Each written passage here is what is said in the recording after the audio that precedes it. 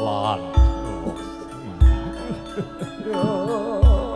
piye to pakne yo ngalah nganti ati pakne ndokne papa palugon kuning lekas lukita linuding kidung kadung kadereng hamomong mamreh manaharahayu lon-lonan temanten sarimbit tumuju ing damaring nagit sigra lungguh ajanku hamari kelu kadang pambeksa dane-dane sangat jenging palengganing temanten kekalih suka pakarmatan dumanten temanten kekalih miwah para ingkang nambya lumeksana nalika samono lan tumuju ing sasana palenggahan temanten kekalih inggih Mas Bagus Tio miwah Mas Ayu Anggi tumuju ing sasana tinata nalika samono meksih kakanen asta tan ginggang sarikma pinara sasra pindhane gula kang kepiring pulut temanten sarimbit yakinan lenggah jajar sumanding ming dampari nangkit jinampang dening Sang Ibu Masang Rama pepunden kula Bapa Haryana sarimbit garawa sagung para tamu atur panuwing tanpa pindhan amang suli atur saking Bapak Lurah Bapak Trisutana rawuh andika sami maksih keparangan jenengi lumaksih taning gati wiwanadi ngrahina puniki saestu pepunden kula Bapak Haryana tanpa cos lente kang satimbang kalian kautamen handika sami namung sinamung panjungan mugi Gusti kang Gusti kang Maha Suci keparang paling ingkang langkungi sedayanipun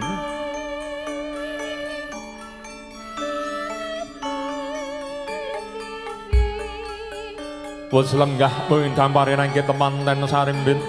jinampang dening Sang Ibu miwah Sang Rama ing samanggih menapa prajana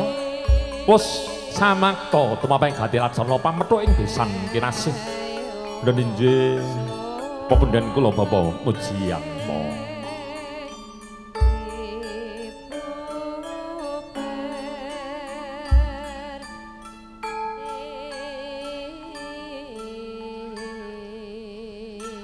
maksih kawis tinggal tumaping gati laksana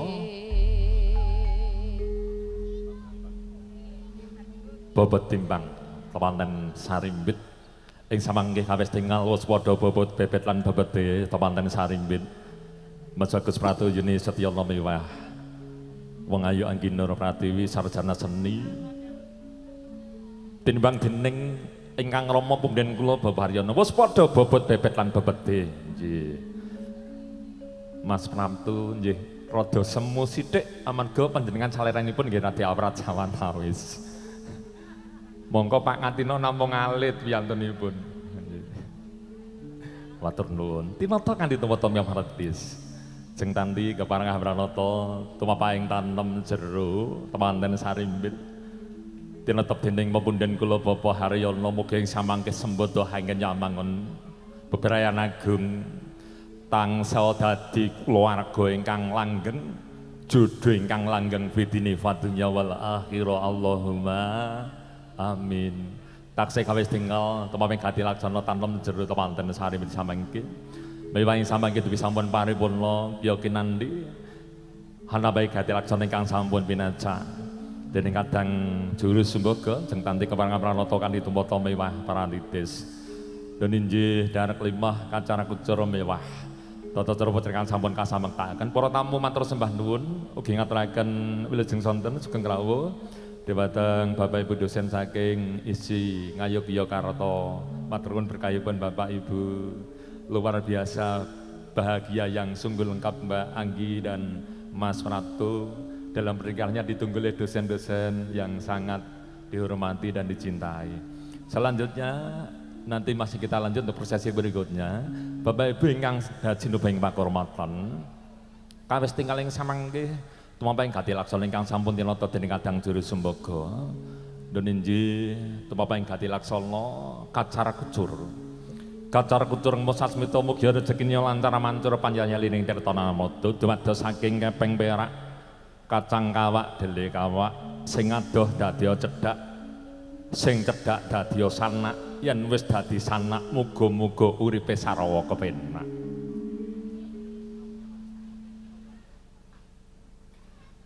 Kawis tinggal temanten sarimpit masih halapai gati laksana kacar kucur. Endahing urip ora kaya yen tansah caket marang wong kang ditresnani. Manising urip ngungkuli manise madu rikala wong kang ditresnani wis isa cecaketan kaya dene Mas Yuni lan Mbak Anggi. Tuhu mesti kaning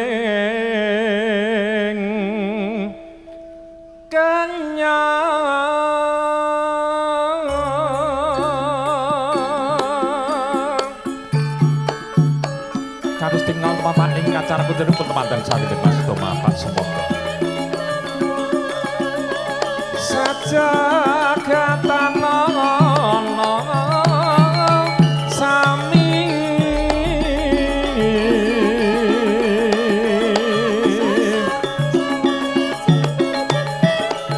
Sikra binuntel kanthi tumata mewah pratitis hanyaken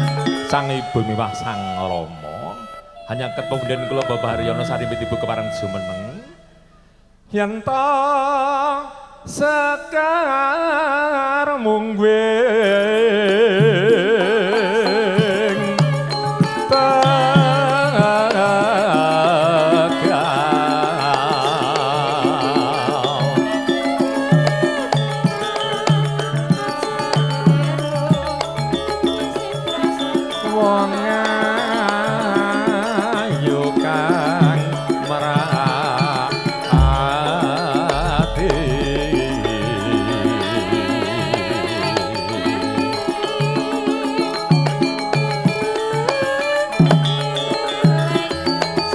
paripurna tepapaing ngasok guna kaya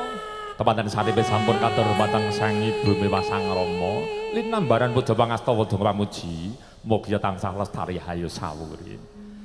gelang alit mung weng tinata monggo jeng tepapaing kanthi laksana tata tumata ingkang sampun kasamektaken monggo jeng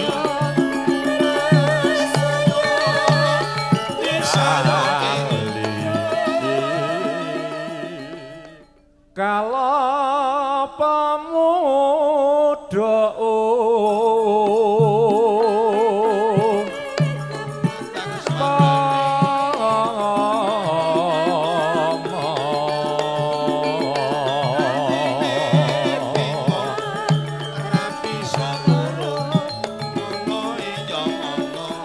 legan nono bronto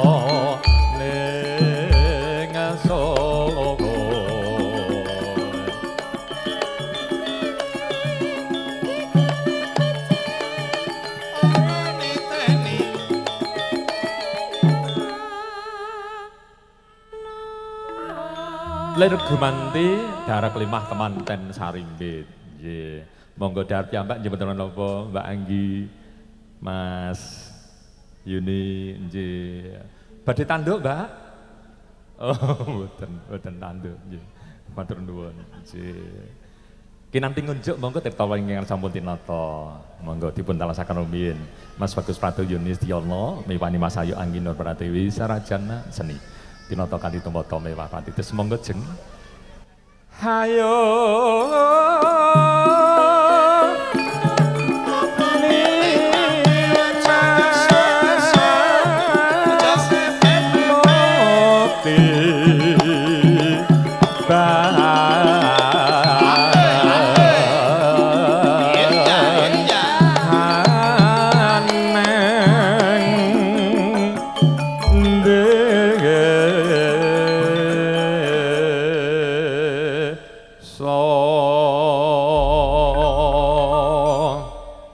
matur nuwun mateng Bayu Nanda ingkang sampun pareng ngembe wadha tumapa ing gati laksana.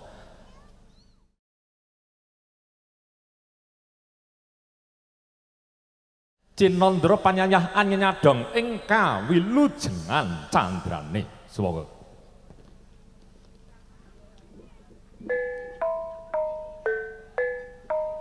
Ji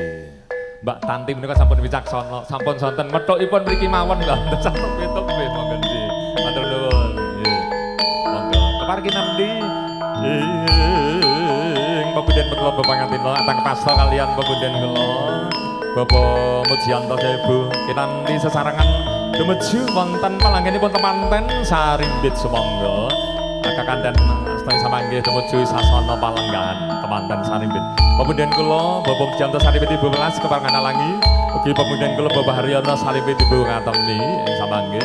kepareng sesarangan tumuju ing sasana palenggahan ingkang sampun tinata sumangga.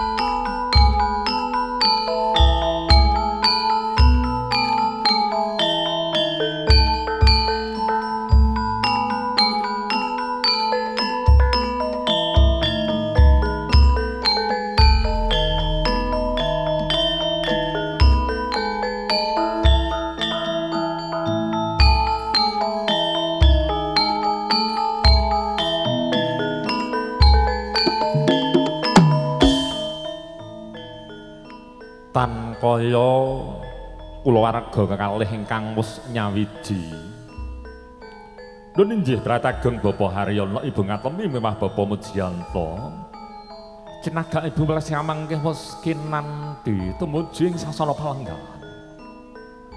Bapak Haryono caos pakurmatan dumateng pepunden kula Bapak Mujianto kinanti ing aturan lenggah mungkin damparing nanggit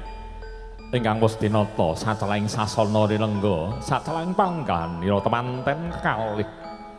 sagung para tamu lumutring puja pangastawa donga pamuji tansah cinadong mugi samangke saliring gati lestari hayo sawur pinayungan dening Gusti ingkang Maha Suci samangke kepareng temanten sarimbit linala semangkingan wanangka ladrang mewah canela ingkang wis tinartes ing benang kencana arsa nyaket dhumateng Sang Ibu mewah Sang Rama sumengkem lenging sedya hamung sajuga nyuwun lumunturing puja pangastawa donga pamuji mugi anggen nyati lan akrama tansah lestari hayu sawur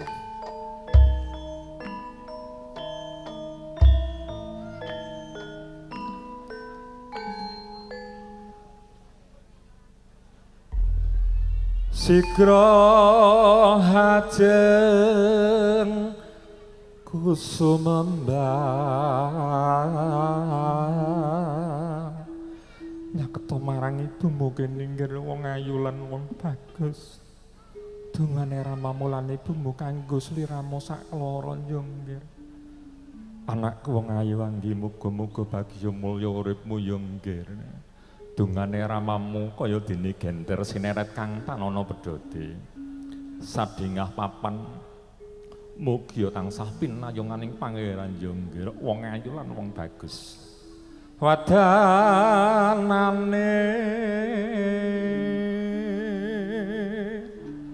panyayah kon jemper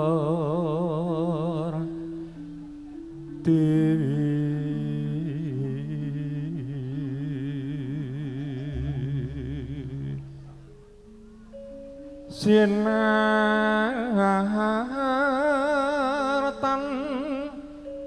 ning ing kalbu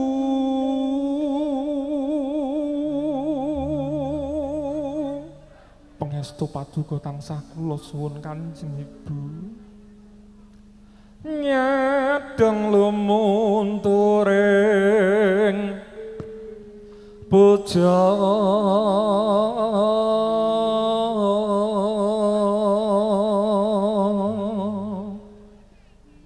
kang dinangka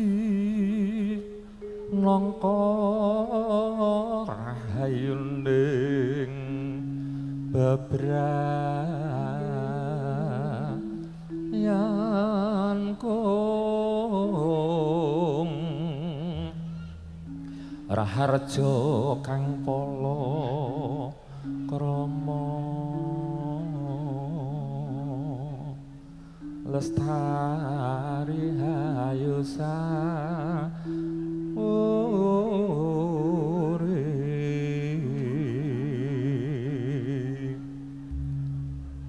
mengkoneng ilmu kang nyata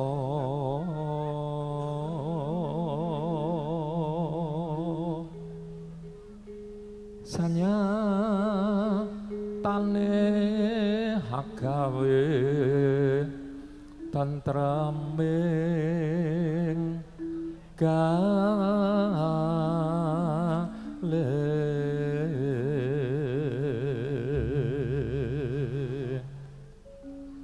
Serana kang watak kuming sun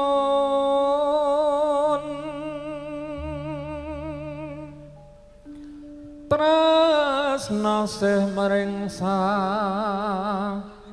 sama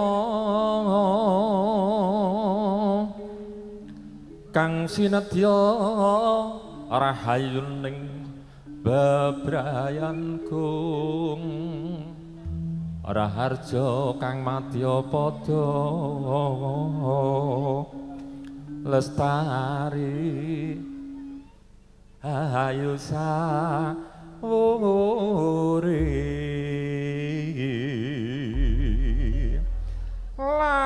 laraning lara ora kaya wong kang nandhang uyung mangan radoyan rajan dolan nang omah bingung yo Mbak taksih sumeng-sumeng pepadanipun ingkang ibu welas temanten kagem mewah temanten putri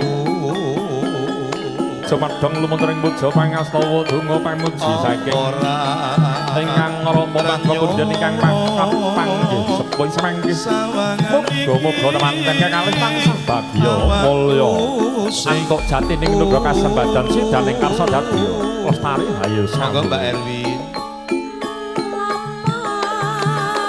duk nalika sampana kampuryan lir gumantir paning kekalih anggenya sembung kempadanipun ingkang ibu miwah ingkang Rama Pangapundhen kula Bapak Haryono ibu Antoni miwah Pangapundhen kula Bapak Hyang Pujian tok ibu Welas keparengan dalang tinata ing samangke kaprisaken wanging Manaladrang sing tandi ing samangke parang pranata kanthi tumata miwah para atigis ing samangke segala kinandan kajajar semanti wonten sasana tinata semangga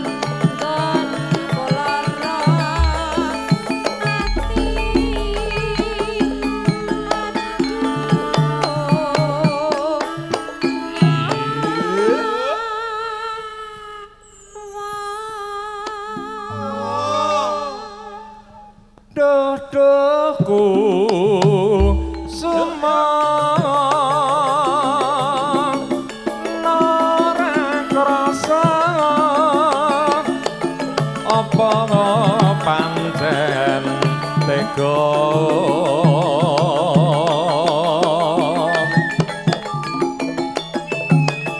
mbok malung janur paring usada nggonku nandang uyung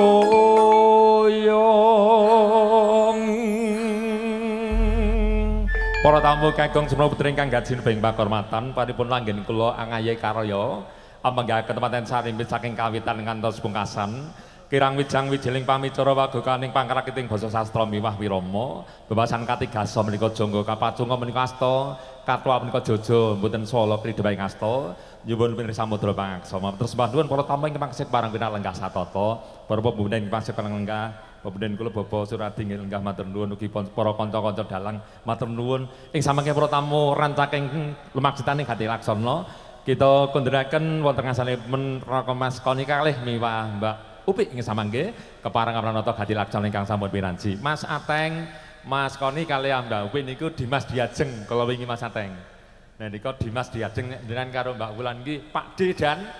Budi ya nggih ing samangke sasana katul monggo Mas Koni matur nuwun lepat pangapunten jenengan tu ngarahayun wassalamualaikum warahmatullahi wabarakatuh matur